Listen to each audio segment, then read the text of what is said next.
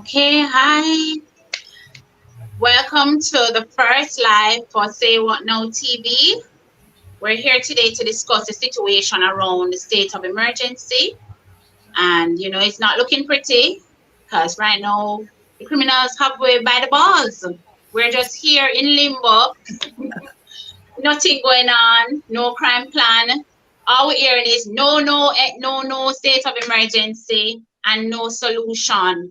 So as young people, well, we're not that young, but we're going to just jump in and have a real dialogue about the situation. Join us in the chat. Share your views.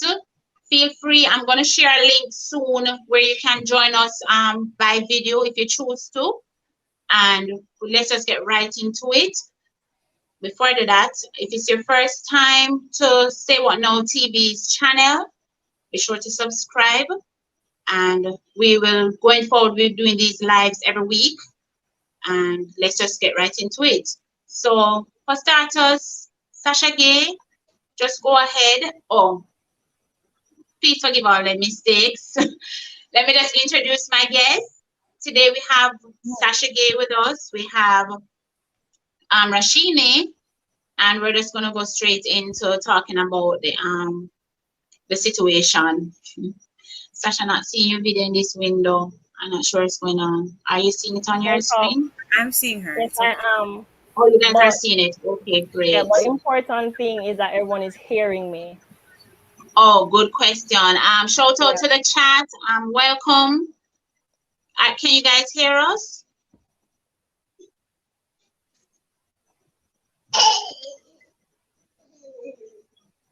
Are we definitely hearing?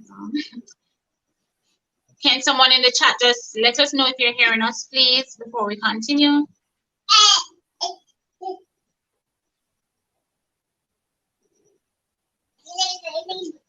Ever heard something that made you spill your tea, roll your eyes, or plain laugh out loud? Welcome to Say What Now TV, your place for daily content on tongue-slipping, mind-bending social issues and trending topics around the world. Be amazed, get annoyed, be entertained.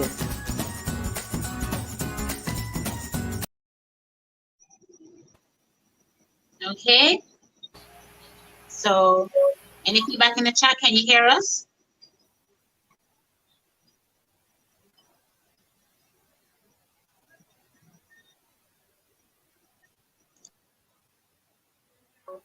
Any feedback in the chat? Can you hear us?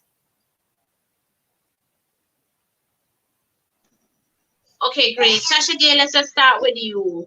Let's just start with an overview of the situation. What are your views? Well, I agree with the opposition right now. We'll just stopping the SOE because I think that it's Anna, you're speaking. I'm not hearing you. No, I'm not. I'm listening to you. Okay. So I'm saying I'm agreeing with the opposition right now because I think the SOE has gone too long. It has been a failed experiment, and it just shows the government's incompetence of finding a concrete plan for fighting crime. So that's what I feel. I feel like it was overdue to be banned. That's what I feel. So I don't know what Rashini thinks. That's what I think. I think it's overdue to be banned. It's a failed experiment, as I said before. It's a waste of resources. It's just a little band-aid over a big wound, and the wound is showing, just hiding one little spot. So I think that they need to come again, find something more concrete, show that they are willing and able to fight crime. So I don't know, Rashini. Okay, so I'm going to go ahead. So my approach to stating my opinion on this is to actually bring to reference two guiding legislations that have been enacted in Jamaica.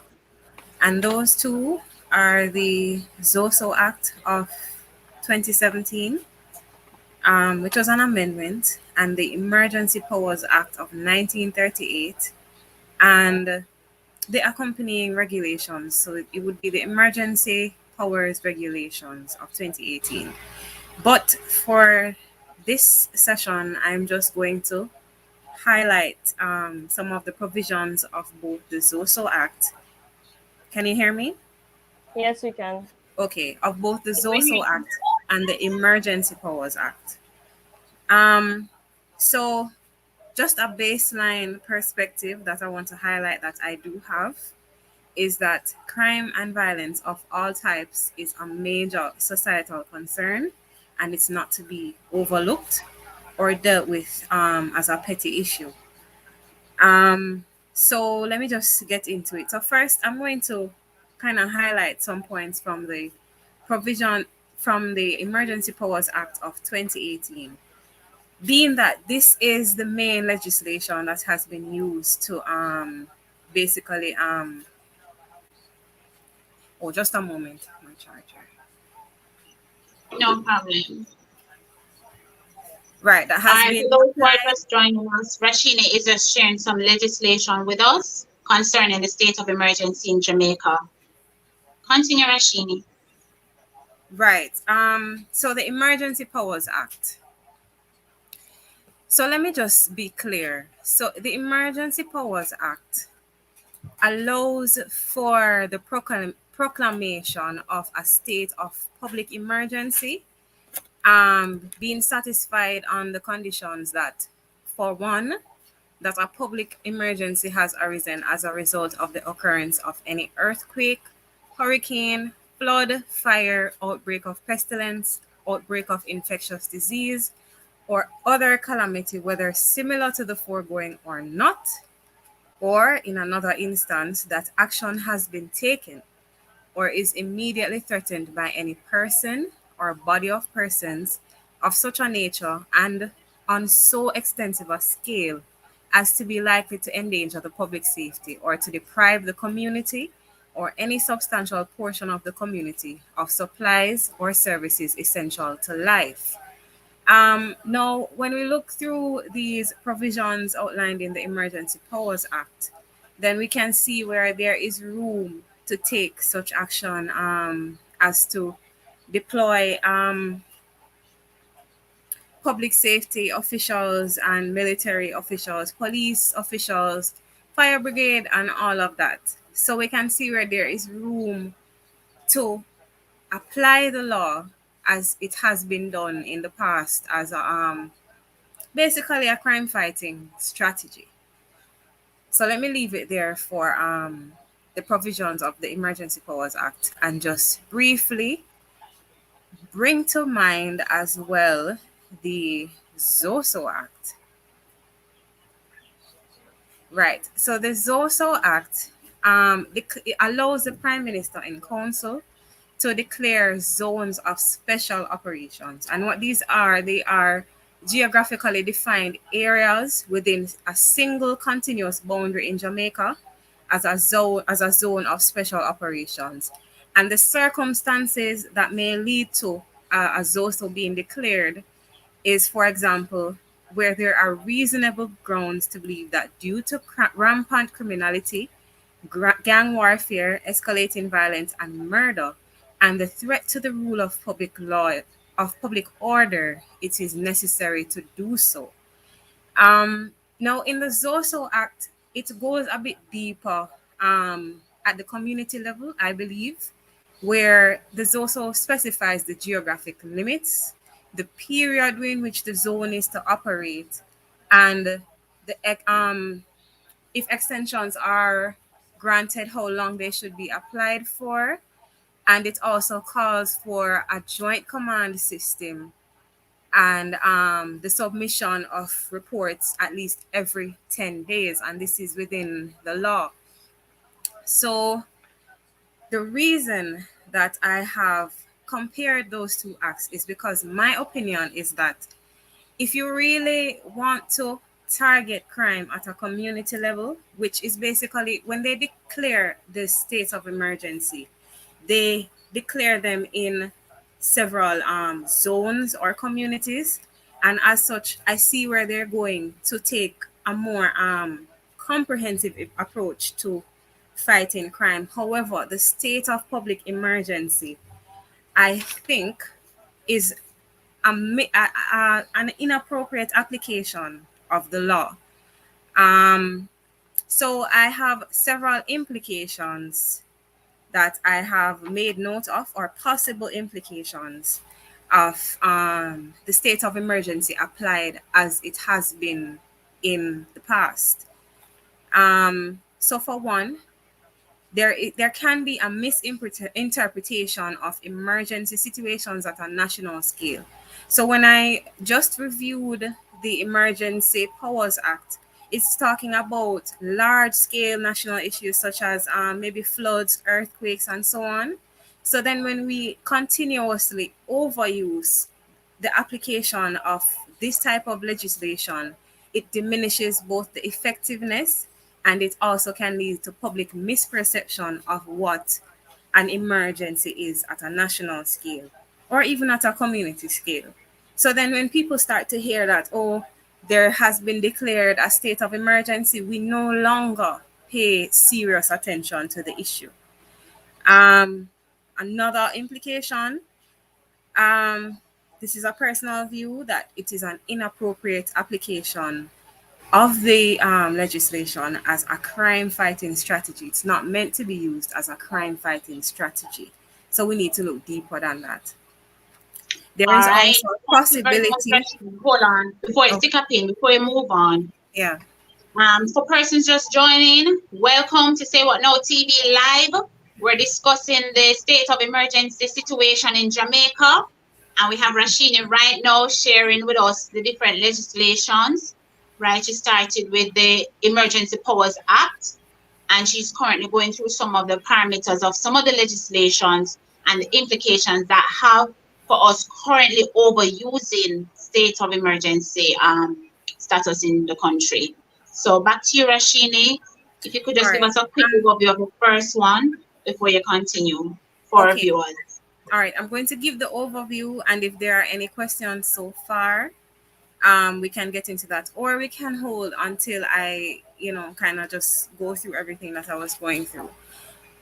Okay, For no those who problem. weren't present, the Emergency Powers Act of 1938, right, which is the act that governs the state of emergencies that have been declared, states that a state of public emergency may be declared being that these conditions are satisfied. And for one, in one instance, it's, for example, that a public emergency has arisen as a result of the occurrence of any earthquake, hurricane, flood, fire, outbreak of pestilence, outbreak of infectious disease, or other calamity, whether similar to the foregoing or not. Or in another instance, for example, that action has been taken or is immediately threatened by any person or body of persons to such a nature and on so extensive a scale as to be likely to endanger the public safety or to deprive the community or any substantial portion of the community of supplies or services essential to life.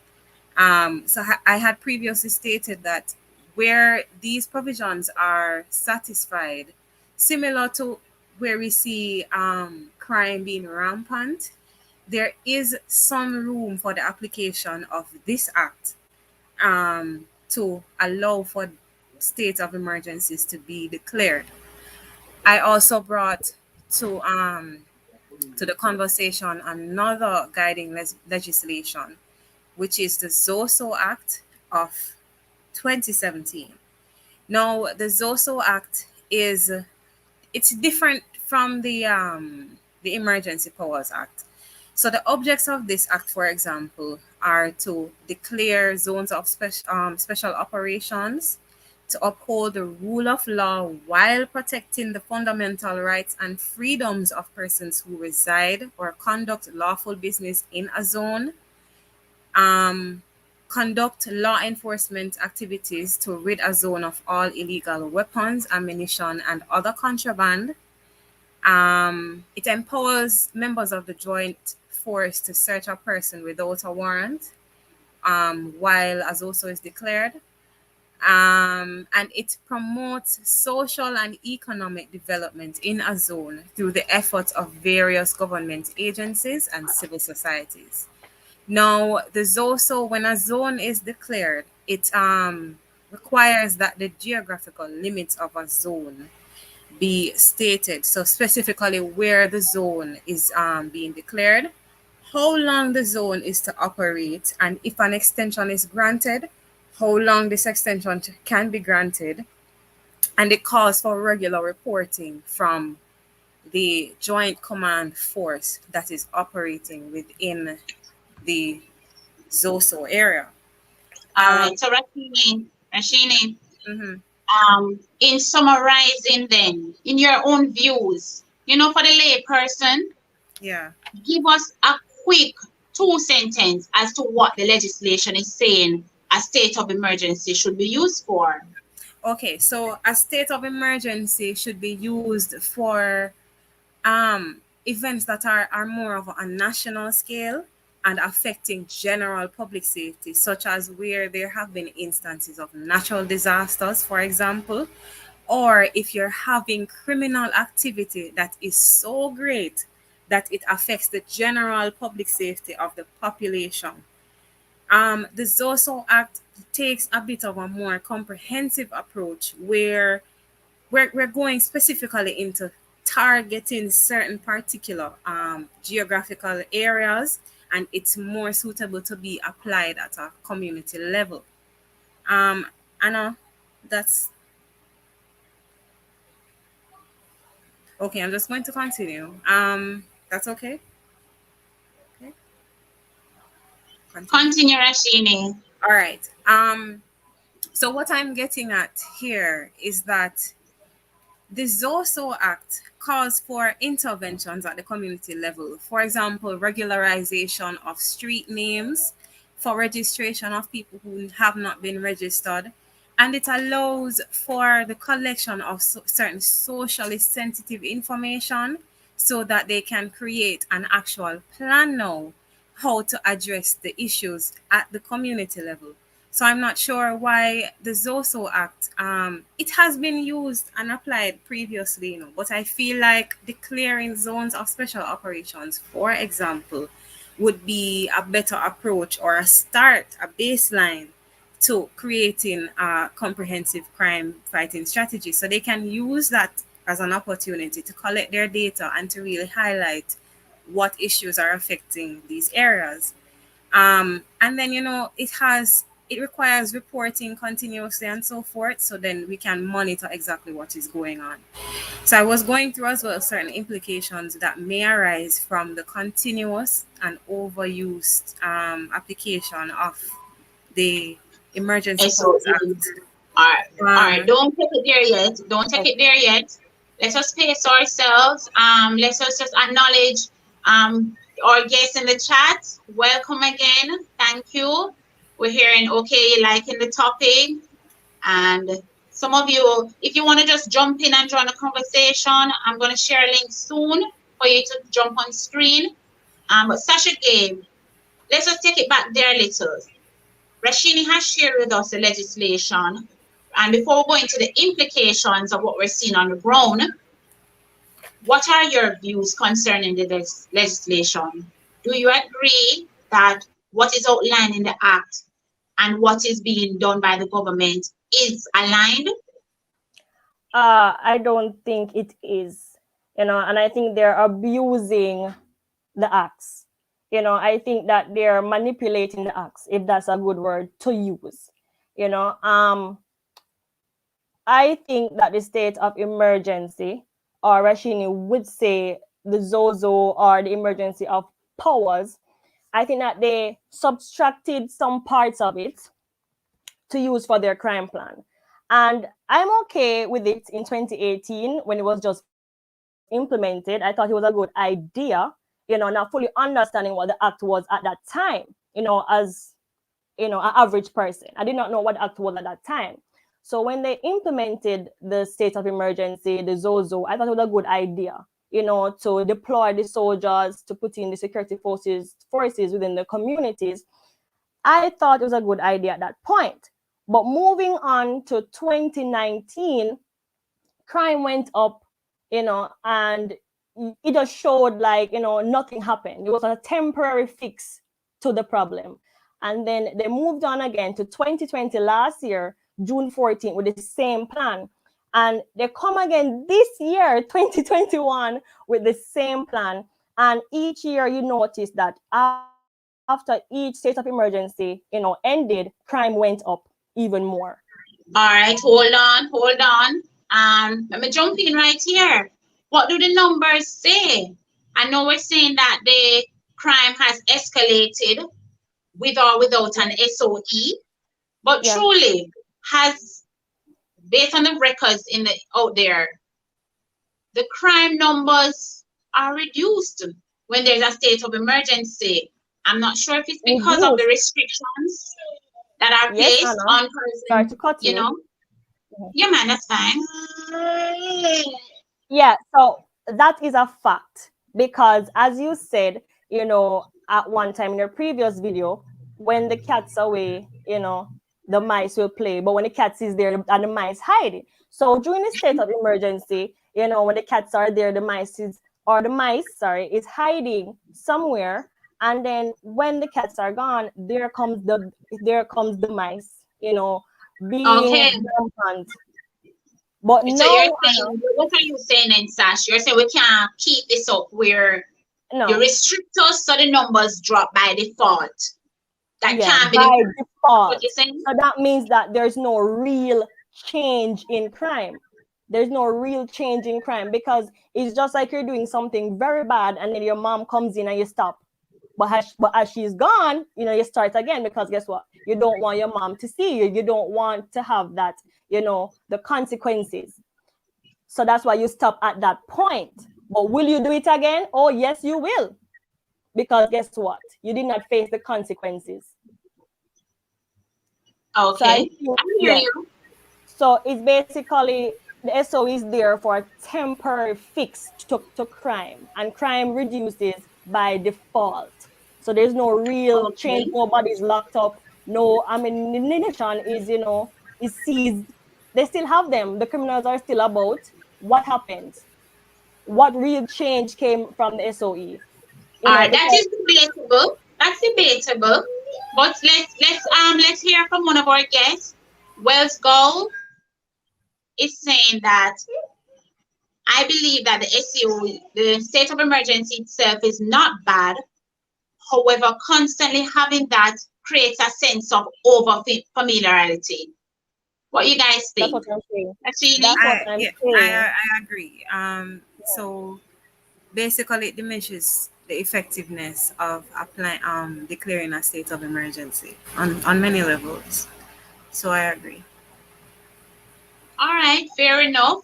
I agree. My view on it, the whole oversensitization is that I've said it before on Twitter. You need at least one leg to stand on. And right now, there is no alternative. There's nothing out there right now to say, okay, there's a comprehensive crime plan.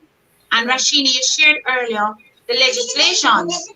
So why is the legislation not being used to develop some crime strategy, crime reduction strategy? So in the absence of that, I'm wondering if the SOE is kind of like a standing in the gap situation. I But let's think hear. by now that they should have at least had maybe a preliminary document or a draft based on the amount of instances that the SOE has been applied. So we're not really getting those reports um, of what is actually happening and the progress that we're making and so forth. So then we can't just keep applying to say that we're doing something. And when you check it out, you're not really doing something, especially for, well, I plan to get into that a little bit later, talking about So the what you're saying right now, yeah. if it's working, they're not putting out the numbers, so people are not If it is understanding whether or not. working when we don't know, in fact, and then there's a social component to it that is not really being addressed. you know, the sensitivity, the deeper aspect of why crime is occurring and why crime is spiking and all of that is not being addressed by the state of emergency. The state of emergency is just a declaration of a situation. You know, it's a starting point. And as Okay. Yes, Sasha again. as you know, just to add on to what Rashini said and what you have said, and we can see it in the numbers now. You know, like the criminals, the community, like they don't care anymore, based on, you know, the news and the numbers coming from the amount of crime that was committed during the SOE. That is alarming. 38 murders during the state of emergency. So you're telling me, All right. where are the officers? Where are they during all of this? So, You know, wait a this second. happening in That's not broad the case. daylight. And Not for in the case. example, SOE has won recently, and nobody cares. Crime Yeah, as usual. and even in Westmoreland the other day on the news, you know, facts here on the news, a man walked into a non-violent, I don't know what it was, and he killed a man right there. It was a Right. peace I think they were campaign. doing some crime management Yeah, training. peace campaign or something Ironically. like that. Yeah. And he came there broad daylight, killed a man, ran away, and he's still not caught. Where are the officers? All right. Let's take it back to the chat for a second. All right. So Eddie Guna is saying that the only thing that came from the SOE really is traffic. Yeah. We can see. So, you know, I see this a lot. People saying, "Why this is just a nuisance, not a solution. Mm-hmm. There's pure Yeah. traffic everywhere." But what about the people that live in these areas? Is it fair for us to look at our own bougie situation and say, state of emergency not working because it's pure traffic? no, What about people who can now sleep at night because of a state of emergency? But can they Let me hear sleep your at views night? on that. Come again? Are they Can they sleeping at sleep night? at night? No, I'm asking, can they sleep at night? really? All right, No. but fair enough. The current SEO make it look away. You know, 38 in 1 week. Can you sleep But at look at the others. What has history shown? Well, I think that, you know, it's not that the SOEs have not done anything. Like, there has been no impact on crime at all. It's just that you can't expect for police to come into persons' communities over and over again and create a new normal for these already vulnerable populations. So yes, something needs to be done. There's no denying that, but it's just the course of action that we do take, and taking into account all the issues and the sensitivities. And so far, I'm not seeing where that has been done. That's true. And I think Yeah. also that the government is using the state of emergency, you know, to as a placeholder for too long. And because they have it using as a placeholder for too long, they have become complacent.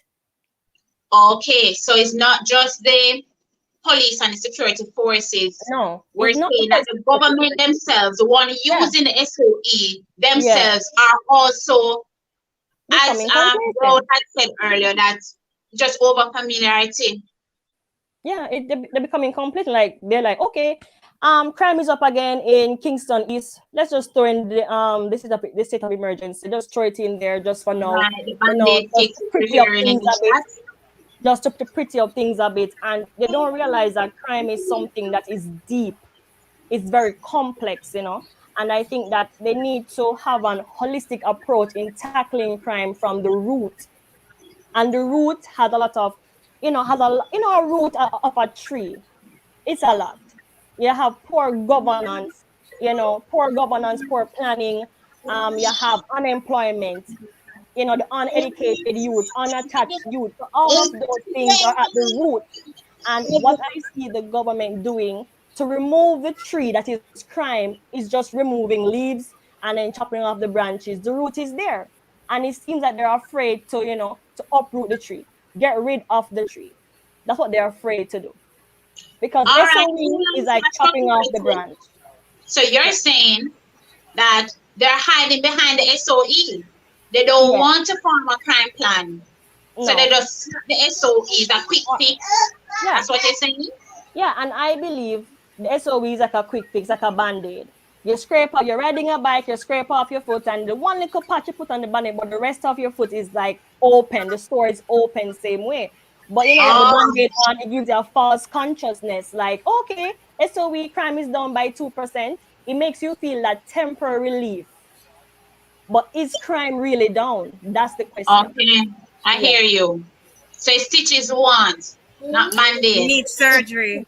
Start, yeah, Surgery. Yeah. Okay, yeah, she needs we surgery. need to get that because if you look at it, Anna, if I can continue for a minute or two, if you look at it, you know, in communities where you have neighborhood watch, for example, I'm just moving to a different social aspect now. You have neighborhood watch where people, you know, you see something and you call the cops and the cops come same time. You know, that's form of what Jamaica call informing. Informing. And in Jamaica, informing has become such a bad thing, you know, that people are afraid to inform because, you know, snitches get stitches, as they always say. That's Right. right. So yeah, so if you talk and you say, you know, Unfortunately. say, I see John Brown kill Peter Parker, two twos, John Brown friends come and, you know, burn up your house and hoot up your house and everything. So that is also a problem Okay, inside you Jamaica. know, you're doing now, you're delving into social implications of a state of emergency. So we're Yeah. just going to take it right there now. Mhm. And before we go, just welcome to our additional viewers. Thanks for the support. This is our first live. We're going to be doing this every week going forward. Check out Say What Now TV channel, subscribe, share, tell everybody. On the channel, what we do is we discuss social issues affecting Jamaica, the Caribbean, anywhere in the world.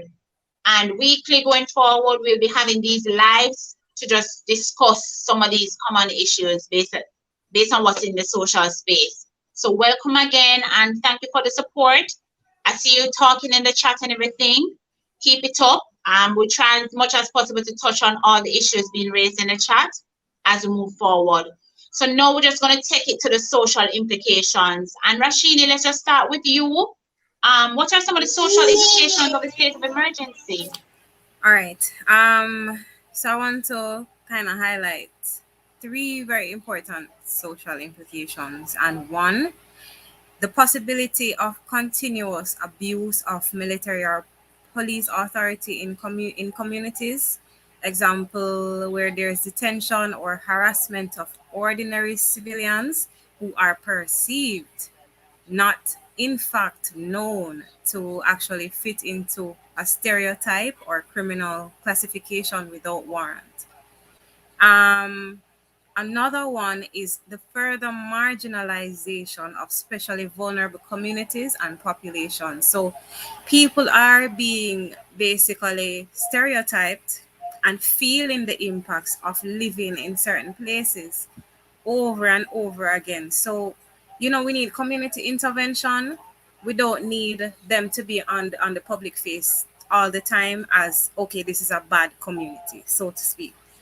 Um, Also, I want to just draw on the impacts on upcoming youths and especially children, young children, who may now develop negative perceptions of their personal reality. So, where they live their situation, they may start to see it as a negative thing, especially when they interact with students who are not from their community or people who are not from their community who tend to probably look at them differently as being members of certain communities. So then we don't want this to become the new normal for youths coming up to feel as if the presence of, remember, police forces have um weapons as well walking around.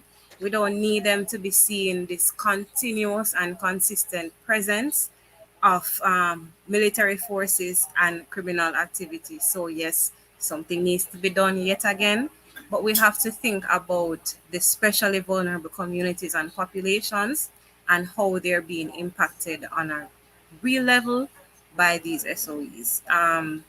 So yeah, those are the three really big social implications that I wanted to bring up.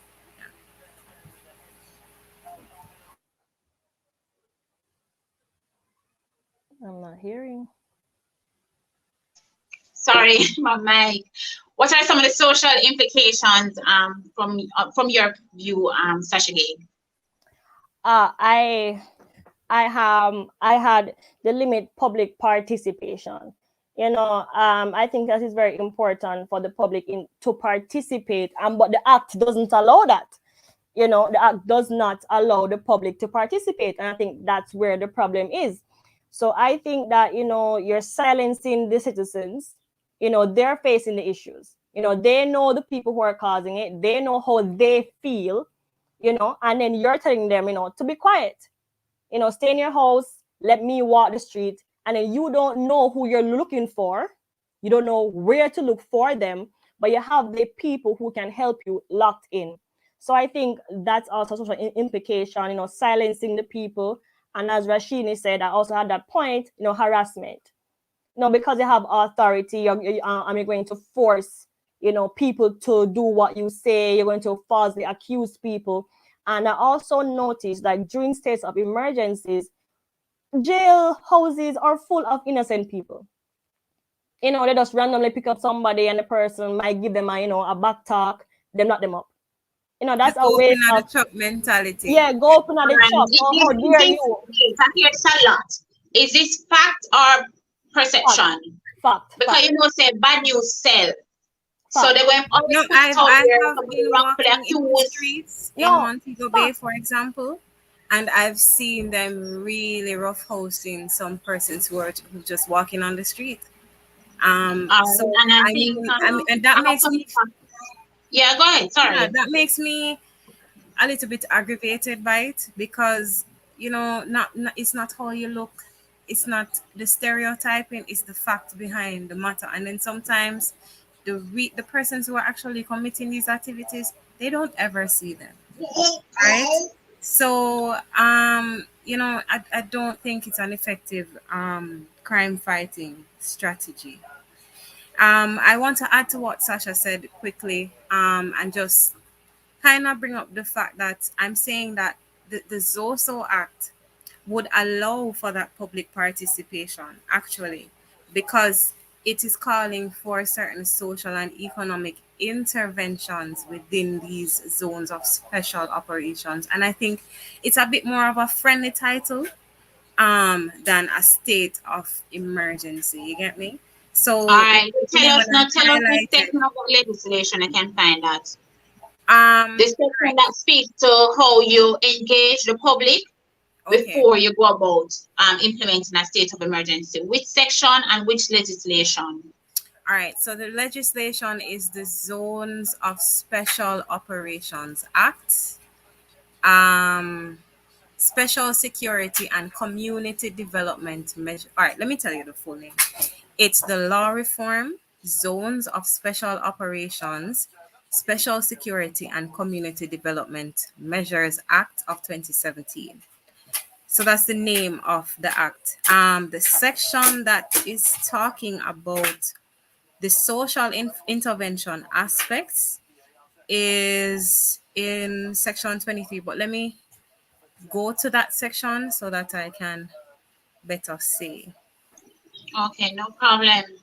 If All you want right. to So continue Anthony, talking here meanwhile, we you look at can. Anthony has said that historically the state of emergency was effective and the continued use makes it loses its efficacy.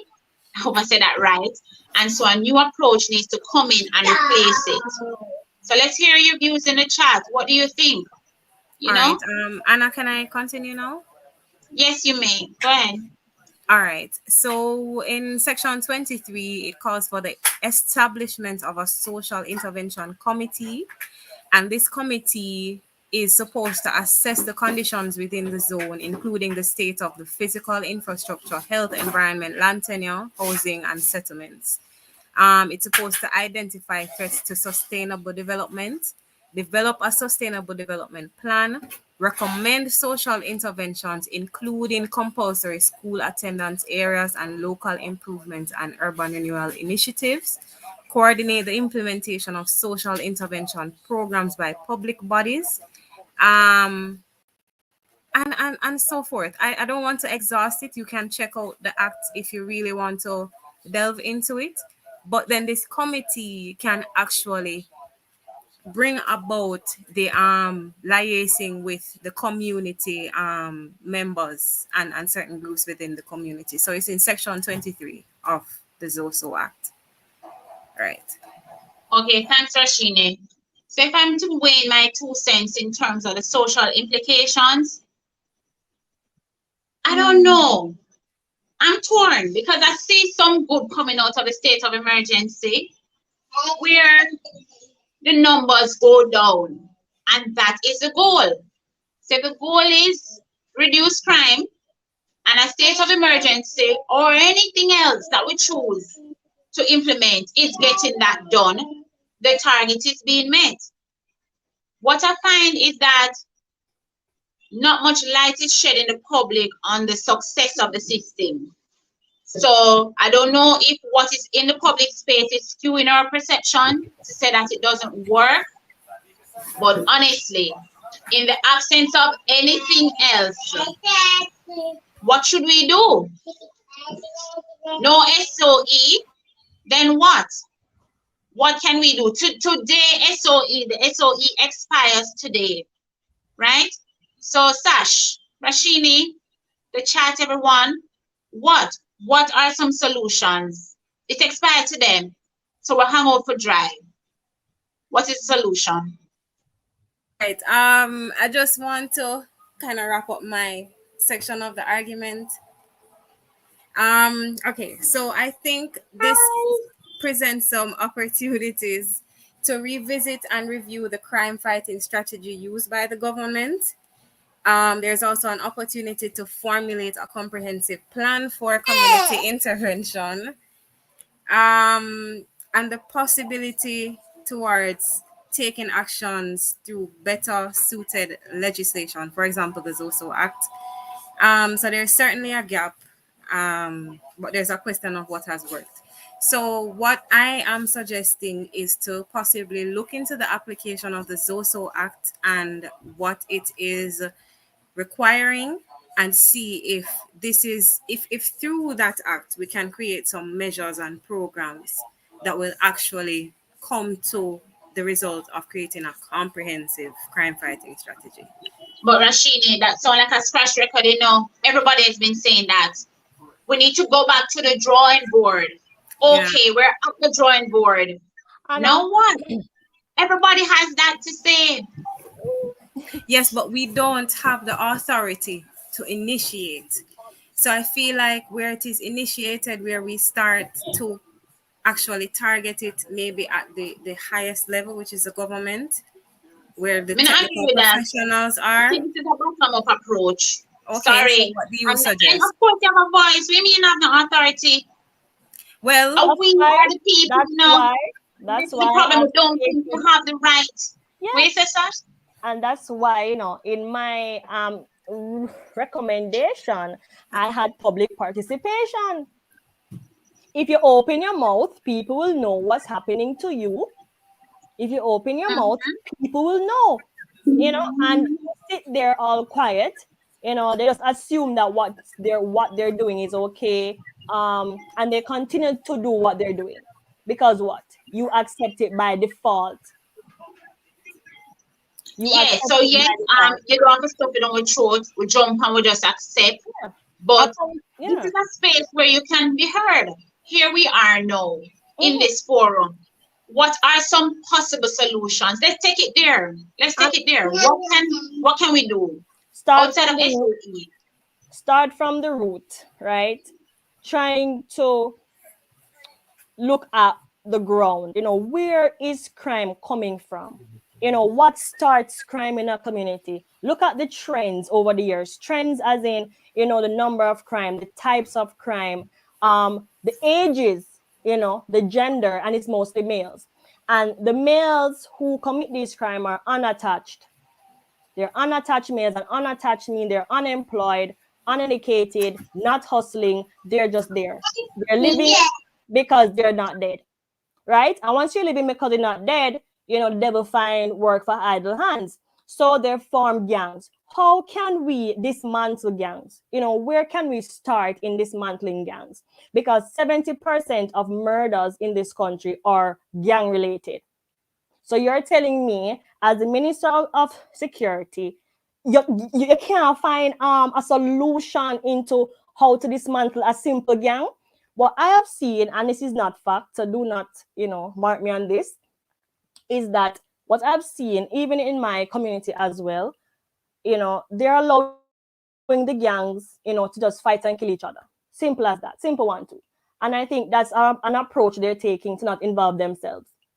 That's the approach. So gang A over this side, gang B. Gang A kill 2 people over gang B. Gang B, it's just reprisal till they just kill each other until the last one leaves.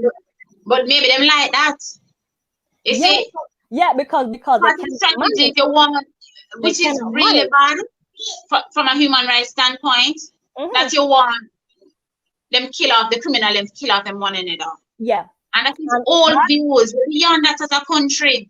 Yeah, and that's what it looks like to me. They cannot manage it.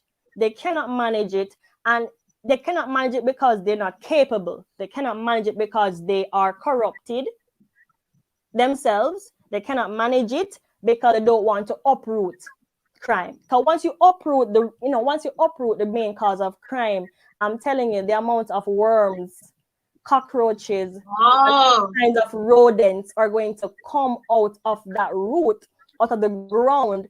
Is just, I can't find words. I hear you. And that's why I'm saying to you, Anna, gets what you're saying. That's why I'm saying to you, Anna, that they will never, mark me on this, they will never have a concrete plan to fight crime that is fair and that is just with all parties involved. And all parties so you're saying that involved includes the public, the government, and the ministers of ministers of security. Because as you said earlier, when the cat's away, the mice will play. But what I am telling you right now, what if the cats and the mice are friends? So when the cats are there, the bloody crime is overshadowing some of the white collar crimes. Yes, and I'm telling you, and then you always have this thing where you have the oil at the top. The oil at the top of the water is like, the unattached men, the criminals who are just murdering, raping, robbing, all of that. But underneath the surface of that are the suppliers of guns, the people, the enablers, and the enablers are people in the security forces. It's a lot, and it's deeper than what we are seeing. And we tend to focus on the criminals themselves, the one who has the gun, the one who is killing. We tend to focus on it like a one way, one avenue. And we're like, how can we stop these people from killing? How can we stop them? And over the other side are the enablers. So when we get rid of the criminals now who are on the street, there comes the enablers again, breeding more criminals. And then we come again, more criminals again. How can we stop this? How can we stop that? So if you we're still talking about the problem, do you know? We're still talking about the problem. All right, so everybody in the space right now is airing the issues, and that is my concern. Is not if there was a viable option for state of emergency, I would be for that. But there is nothing. So until we come up with something, right now it's the only thing that seems to kind of work. It might not be addressing all the issues out there, but there's nothing. But at what point are you required to then have something? Yeah. No, that's the thing. Where's the limit to the application of the SOE until, who checks and balances that? And that is really the role of the higher levels of legal officials who are interpreting the law. So when the Senate has opposed, it is now telling the government that this you're limited now. Now is the time to rethink and revamp. No more of this specific method. They're becoming very complacent. I have to go in just a little. So I want to add what I think is a solution. And I want to take the perspective as an urban planner, as a professional, to say that without the data, without concrete facts and research into the cause of crime and the types of crime and the situation surrounding this rampant criminal activity, then we have nothing to go on. So we need the research, we need the data, Right. we need proper plans of intervening, of how do we infiltrate now to get what we need out of it to formulate actual solutions. So I don't want to say this may be a solution or that may be a solution. That's what we have done before. We need the facts and we need the data. So we need to take Right. a I agree data-driven with and that. standardized approach. Yeah. Anna, I have to go in a minute. Is No there any problem. question that you specifically need me to answer before I go, or has everything No, been ma'am. covered? Right now at this point, Rashini, the solution is eluding us, right? And you brought up legislation. We've aired out some of the social issues, the social implications of a state of emergency and the band-aid fix. But still, like everybody else, we're in the same situation. It is hard to define. But one concrete thing you said before you go is that the research. Everything has to be evidence-based. We can't use our perception to solve a real problem. So the data needs to come in. There is some data out there, but not enough. And nobody is taking the data that is even there to craft something and say, okay, then this can be a solution to a problem. True, true, So true. that is really the way forward in terms of where we go. But right now, for a fix for tomorrow, before you go, a fix for tomorrow. SOE ends today. What you suggest? The Um, criminals might be laughing, and someone said it. You know, someone said it's not I want to say maybe okay. revisit establishing some zones of special operations in the meantime. Okay, so go and use It's, the it's a zone zone. different thing. It's a Yeah. totally different thing. So you might want to establish those and start doing the work that is required once the ZOSO has been established.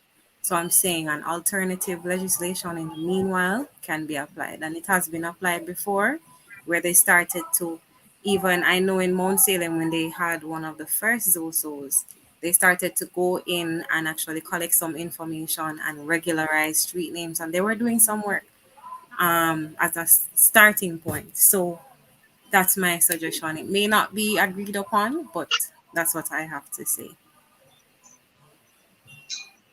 I hear you. Thanks for that. Thanks for your input, Rashini. And of course, be sure to join us at our next live on screen or in the chat. We welcome your inputs. We're grateful for the points made, and we look forward to hearing from you in the future. So you're Okay. now officially a part of the Say What Now TV family. And if you're able to join us again before we close off, feel free to jump back on screen. Okay. You know, Okay. no problem. Right. So it was nice being here with everyone. Thank you for sharing your energies and opinions and everything. Yeah. And I hope that we can see each other again in a future session. All right. All And right. I'll Thank enjoy the rest you. of the session. Thank And you. Sasha, good job. Yeah. Thank you. You too. Yeah, man. All right. Later, guys. Okay, bye. All So right. Sasha gave, and this is not bye for everybody. We're still here. Yeah. We're still here for a few more minutes. Continue to share your views. Sasha gave, what happened to your video? I'm not sure, but I'm seeing myself. So I'm really not sure. You seeing yourself? These things. Yeah, I'm Alright. seeing me on the screen. But I'm not sure what's going on with my phone camera. Alright, no problem. We'll just keep it moving. Yeah. Keep What's it moving. important So is what you I'm have any saying. suggestions as to a solution for tomorrow?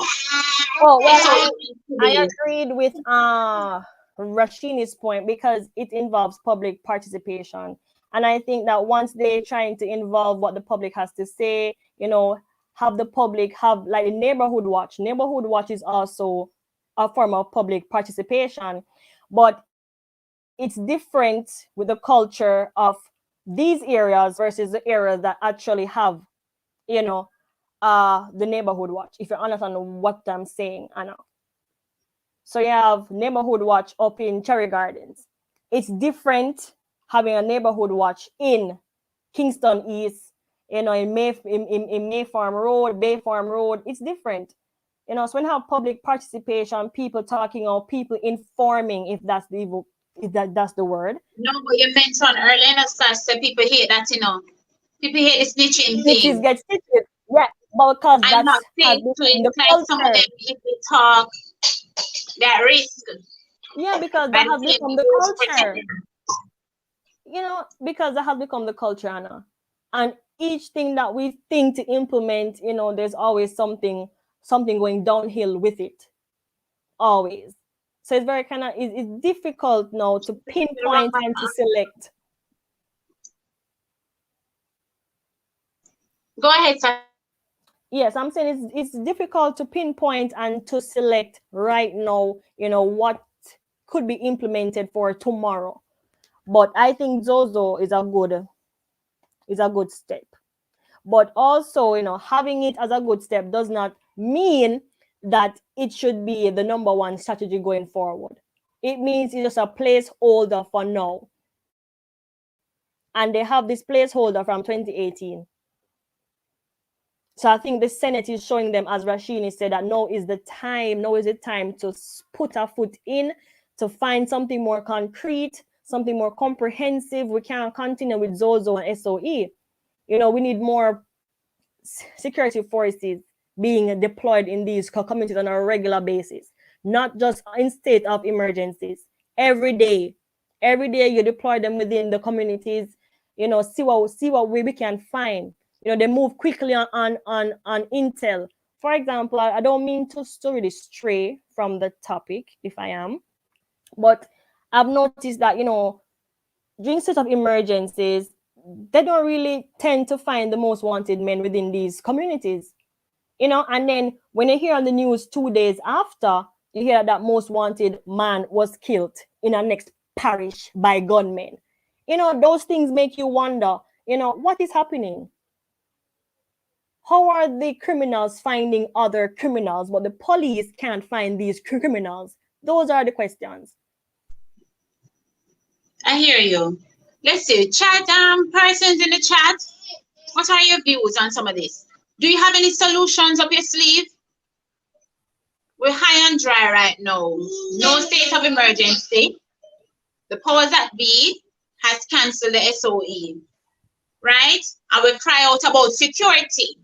What does security mean? What it mean? What is security? Sash, start with you. What do you mean? I think security is, forming a type of protection. You feel protected, that something is there, that to keep you away from danger.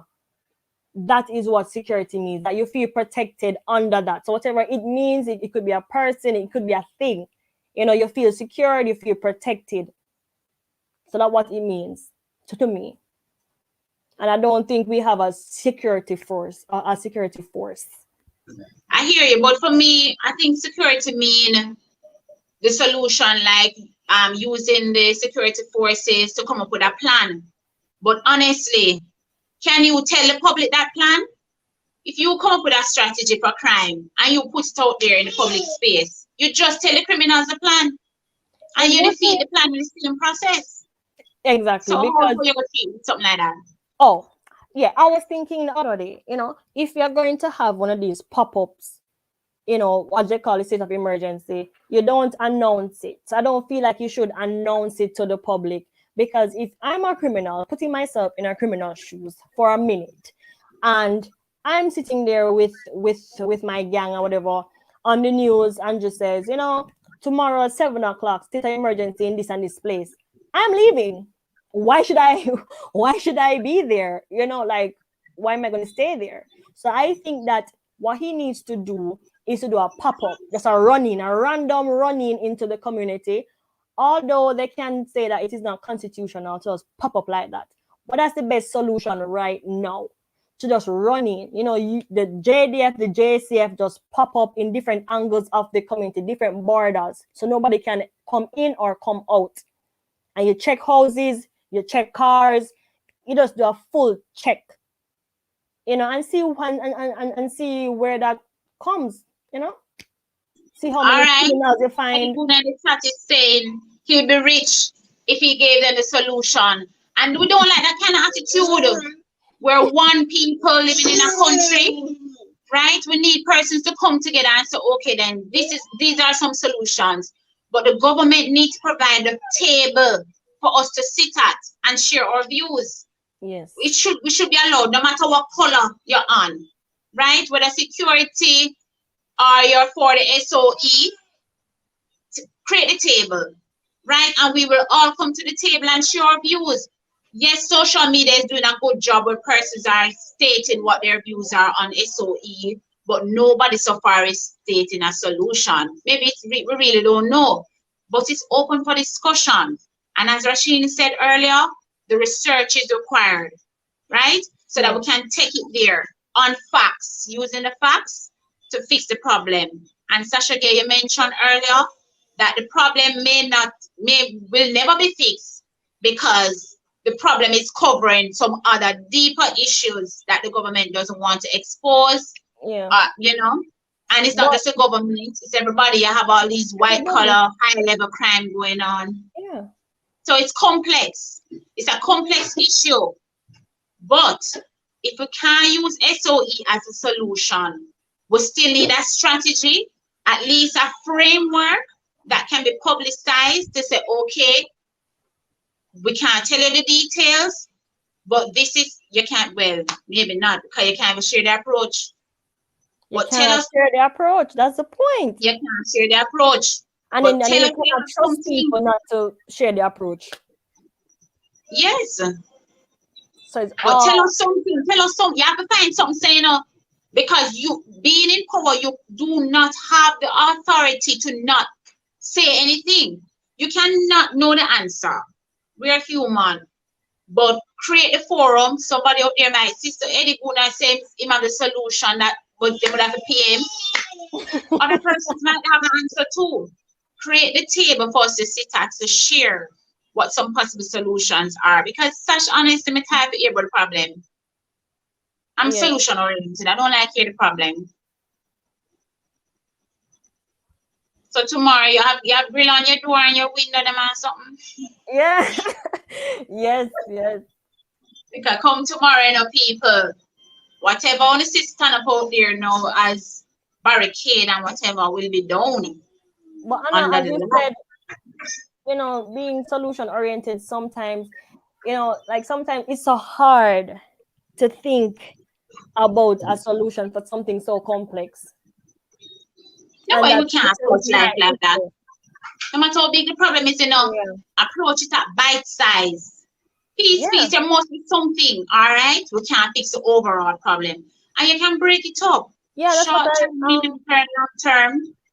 Yes, and that's what I said, you know, to start off as a solution to find the causes of crime. You know, where does it come from?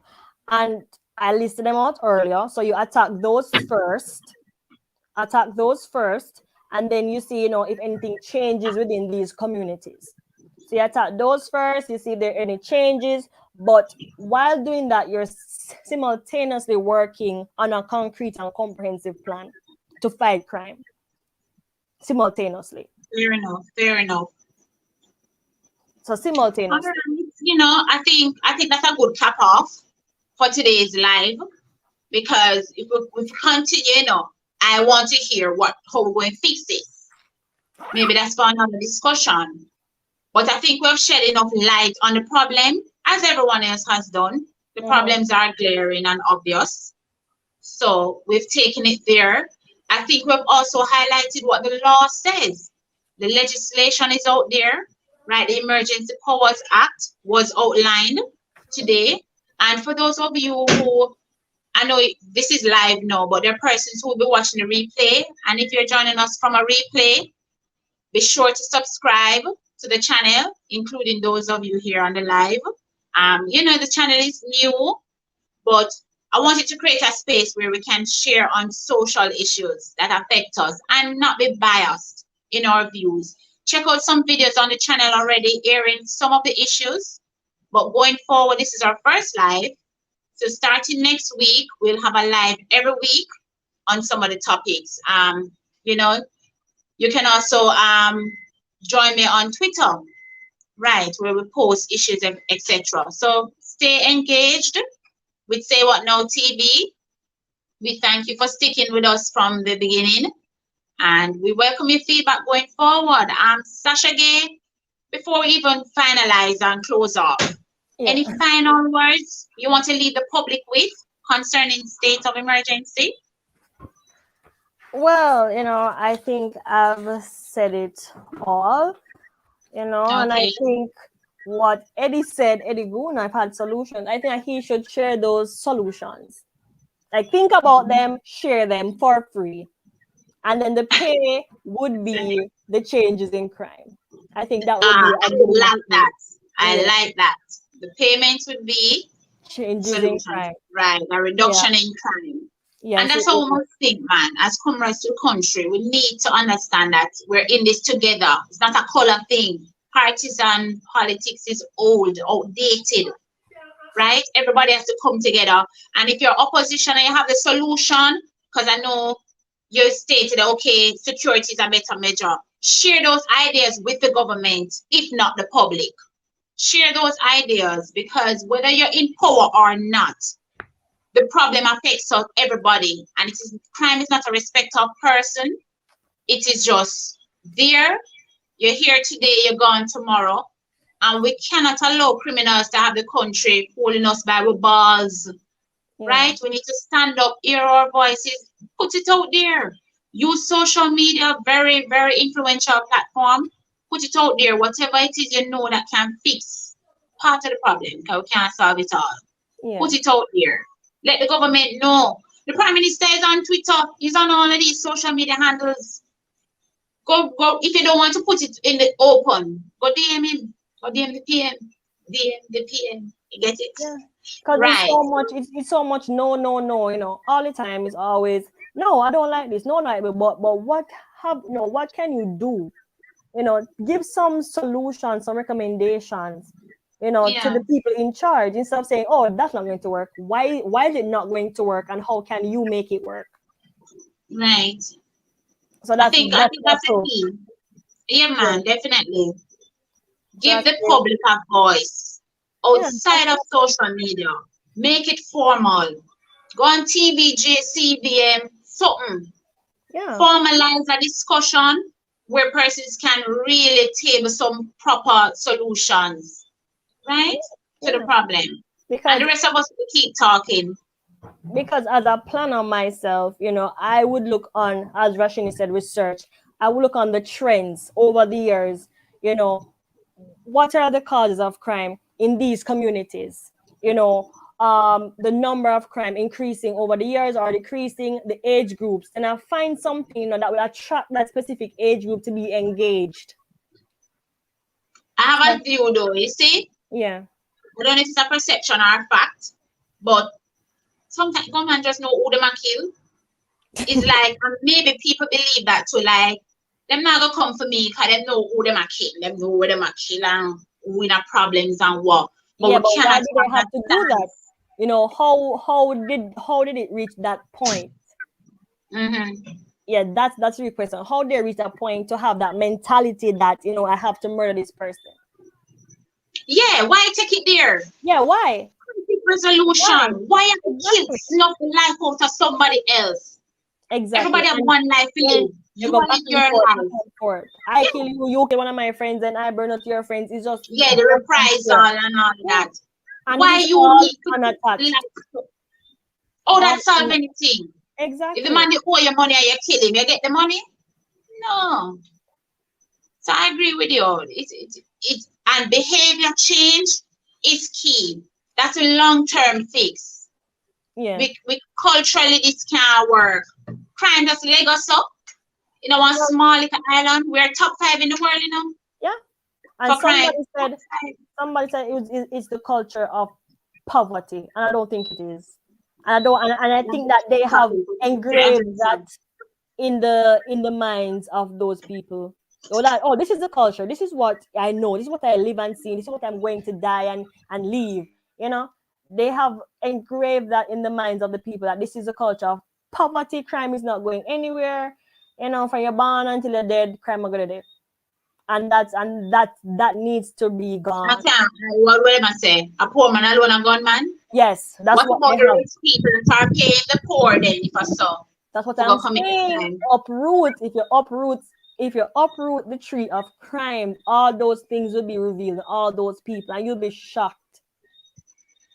But you say there is no utopia, because if you solve crime, you can't solve crime at 100%. No, you're not. Because But you know what? I heaven with it at that point. Crime cannot be fully, alleviated. But what it can be is to be compacted. Right. Yes. So you can lessen it, but you cannot get rid of it. Kind of like the poor will always be with us, as the Bible said. Yeah. So you cannot fully alleviate crime, but what you can do, the aim is to lessen it. Because crime is always going to be there, always. But it's expensive. All right. So I think we have a bit labored the point, right? It's just a start. And as we move into a situation of no state of emergency, no crime plan, we're just going about our daily business and crimes. I don't even know how many murders have been committed since we started this live. But going forward, the research will be done. And it's sunny. We're still on here and you don't even know who lose their life. Yeah, but you hear it on the news later, because that's the purpose of the news, to just highlight, how many people have died. Right. So the numbers, we need the numbers, people. Research, comprehensive research. Solution has to be based on evidence-based research. So that's where we're going to take it going forward. And I think with that, we're just going to close off today's live. Thank you for joining. Thank you for your contributions in the chat. And next time, feel free to jump on screen with us, when we share the link in the chat going forward. So just jump online and join us next week. I can't tell you which day yet, but follow us on YouTube and on Twitter, and we'll be sharing links as to when we'll be doing our lives and our next topic. So thanks again for your input, everyone, and we look forward to our next fruitful discussion next week, right, at our next live. Any last words, Sasha Gay? Well, I just want to say really thank you for having me on this platform, to talk about my views. And I think that everyone who participated had their own, and I'm grateful for that. I will just move forward, trying to talk out on our solutions, telling people what we think. So that's what I think. I also have to say. All right. Thank you very much, Sasha Gay. No problem. Thanks again, everyone. See you at our next live at 7 p.m. tonight, where we're going to look on the whole matter of cheating, where men and women cheat, but the woman them alone get called out because they're now saying paternity test at birth. So look at the jacket thing, for all who know what jacket means, it's a problem now. So join us at 7. We have some additional panelists coming on, or Sasha Gay will be there as well. We have some other panelists joining the discussion. So we'll see you guys at 7. And thanks again for your support. Okay, Anna, see you at 7. See you guys at 7. Yeah, man. All right. Take care. You too. Mm-hmm.